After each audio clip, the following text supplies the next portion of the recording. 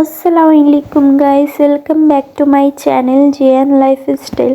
আজকে আমি আপনাদেরকে রান্না করে দেখাবো কলিজা ভুনা। কলিজা ভুনা রান্না করার জন্য প্রথমে আমি একটা কলিজা নিয়ে নিয়েছি। এটাকে আমি সিদ্ধ করে নিয়েছি।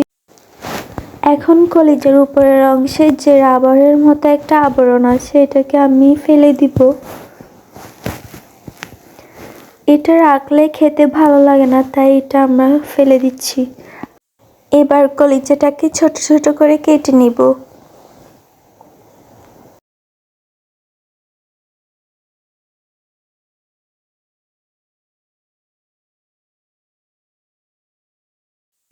কলিজা কাটা শেষ হয়ে গিয়েছে।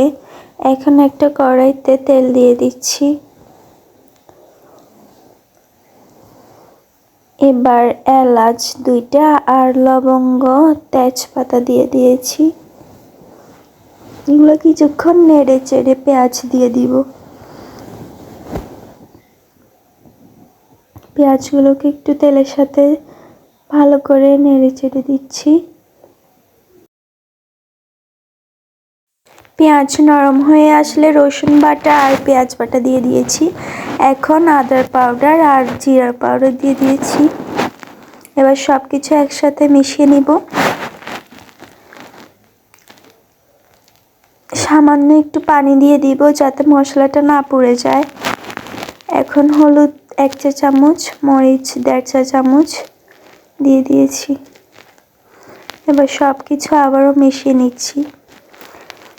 এখন ঢাকনা দিয়ে ঢেকে রান্না করে নিব তেল ওঠা পর্যন্ত। মাঝে মাঝে ঢাকনা উঠিয়ে একটু নেড়ে চেড়ে দিতে হবে যাতে মশলাটা আবার পুড়ে না যায়।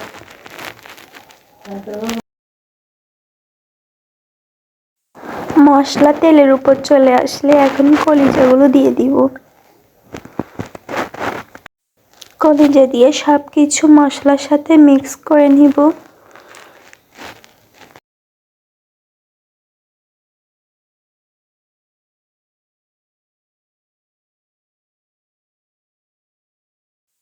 এবার লবণ দিয়ে দিচ্ছি 1 চা চামচ পরিমাণ। সব কিছু দিয়ে আবারও মিশিয়ে নিব। এখন ঢাকনা দিয়ে ঢেকে রান্না করে নিব। ঢাকনা উঠিয়ে মাঝে মাঝে নেড়ে চেড়ে দিতে হবে। সব কিছু একটু নেড়ে চেড়ে এখন পানি দিয়ে দিব।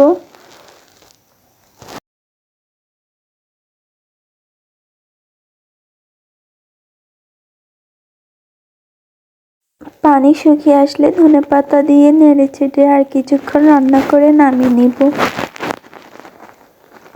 এবার একটা বাটিতে সার্ভ করে নিয়েছি। আজকের রান্নাটা কেমন হয়েছে জানাবেন, আর ভালো লাগলে আমাকে লাইক সাবস্ক্রাইব করে আমার পাশে থাকবেন। দেখা হবে নতুন কোনো ভিডিওতে। আল্লাহ হাফেজ।